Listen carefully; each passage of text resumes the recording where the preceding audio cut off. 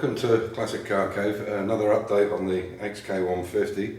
Amir's gone away for his break, but we've got quite a bit more work done on it. As you can see, I've just used some masking tape to hold this chrome in place.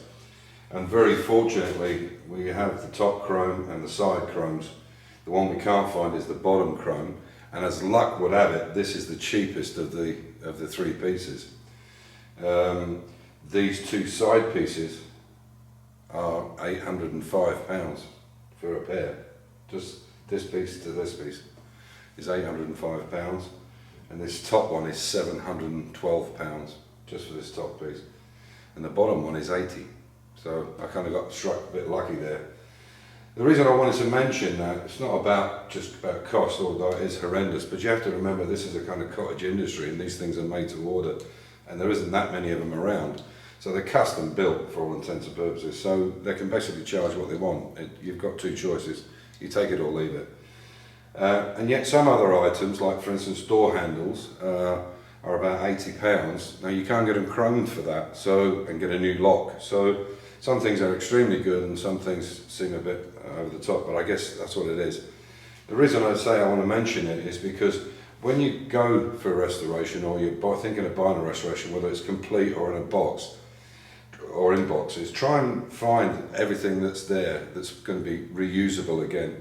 I mean, I can have these reworked. There's a few dents in them, there's a few rips, and a few dimples in them, which I can have them reworked and re-chromed for a fraction of what they would cost. You know, you're probably looking at the best part of £1,600 plus the VAT now to get them over here from the UK. Although I'm buying most of my stuff from SNG Barrett in Holland because they've moved to a bigger warehouse so they can keep more stuff. They've realised that that's the way to do it. Bring it all in a big container from the UK, and then the people here don't have to pay all this excess money on it, or handling charge, VAT, customs, all that crap that goes with it. Anyway, so I've just put them on just to see how they are, and they seem to fit pretty well. So they will need repaired. There's some repairs to do on them, and certainly some straightening to do on them. But at least we have them in the first place. So as I say, if you've got a restoration, try and get as much stuff as you can with them. So what I'll do is I'll take you around and show you some of the pieces that we've got, what we've been doing, and basically where we're up to. I think within the next 2 months, hopefully, we can have the majority of the bodywork done on this, and we can put it onto the chassis for the final time to get the bumpers on, wiring in, steering column, everything, so that it's in there so we know it fits and there's no more holes to drill, and get rid of the holes that are not supposed to be there, and then take it off for the final time, for the final finish on the shell, and then maybe next year think about getting it painted, because obviously I don't want to get it painted in the winter unless we can find a heated booth and a proper conditions, which is really what we're looking for. So I'll take you on to show you the other parts that we've done. So here you can see I've been working on these floors. This one is fixed in at the moment, and this one isn't fixed in on the other side. So I'm going to trim all that up, get that finished off, get some of this metal work done. For instance, there's pieces like this here that need to be welded together and straightened. There's a bend in this piece here, so I'll get all that done, because obviously all this from here right to the front bulkhead is all brand new, so it all needs kind of straightening up and make sure it's correct. So I'll get that done this week while Amir's away, and we're going to crack on from there. So as you can see, this is very handy having this rotisserie. You can put it in just about any situation and get to everything. So much easier to cut and weld when you're in a good position rather than on your back. It's not always a thing that people can do, but they're worth making up. I really believe in them. Okay, let's go on to a couple of other things. So these are two air vents that go into the car for the windscreen, and basically Amir took these and took out the spot welds and opened them up and sandblasted them inside, because they weren't corroded through, but they had very bad surface rust on them, and then now he's re-welded them together so they're ready to go. This is the tyre wheel well. This is brand new. This will be the new air box that's going into the car. You can see it where it's got the triple carburetors on it here, and those two bolts there is what holds the fuel bowl on, fuel filter. Parts for the door there. This is this thing with the two holes in it is the wheel well bracket. This is the rear splash guards. Many bits here. This is the new inner wing for an S specification car. Obviously it's different because that air box has to fit under the wing, and these are the parts for the top of the hood, which there's quite a few parts I need to get for them. So, but we're slowly getting the bits and pieces together, and I'm trying to finish up now, so I know what chrome to take and get re-chromed. So yeah, we're getting through it slowly but surely.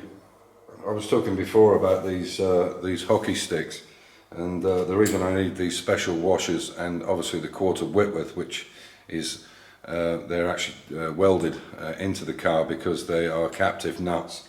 I need to clean them out now because obviously they've had overspray on them, but you can see how that washer has to be able to move, and you can see the distance, it's massive. This hole is 18mm, so you can see there was a lot of wiggle room with them.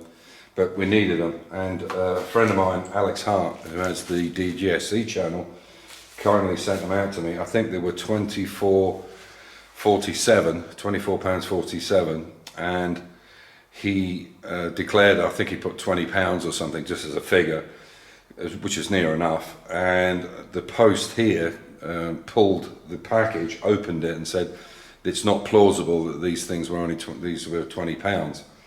So we showed them the evidence that it was 24.40. We were 4.47 out. This is crazy, this situation, this bureaucracy and red tape and bullshit that's going on, and it's a kind of tit for tat across in the UK and here. Anyway, so eventually they did send them, and when they did send them, they had the effrontery to ask me for €29, more than the actual price of the washers and the bolts. So it was £24.47 and about £12.50 to send them here. And now these people have pulled them out for whatever reason, because they say it's not plausible, and they've charged me customs and this, that, the next thing. Now, from my understanding, anything below €150, it doesn't have any import duty. So I don't understand what's going on here, but these people have got you by the balls. There's really nothing you can do about it apart from stop buying in the UK, which is basically what I have to do. Maybe there's some other way I can do this, get it to a non-EU country, which is what we're thinking. We're thinking maybe Alex came up with a good idea and said maybe we send it to Amir in Bosnia, and every time he goes home he picks the stuff up and brings it back, because we're not in a rush. Maybe that's the way to go. But this is a crazy situation. Anyway, so that's where we are with them, and I'm going to start lining them up this week, but I have to tap all the threads, because obviously when we sandblasted the car in a big special sandblasting area, and we painted over it. Obviously the paint's gone inside, so I need to just make sure those threads are good. But I just wanted to give you a quick update where we are with it, and as I said, hopefully within the next couple of months we might be able to get it back onto the chassis and do all the final fit up to make sure everything's correct. But as I said, I just want to do a quick update. So I hope you enjoyed the weekend. Stay safe, keep the faith, enjoy your hobby, and with this Brexit bullshit, just don't let the bastards grind you down. That's all I can say. Keep going. Take care, guys. Bye.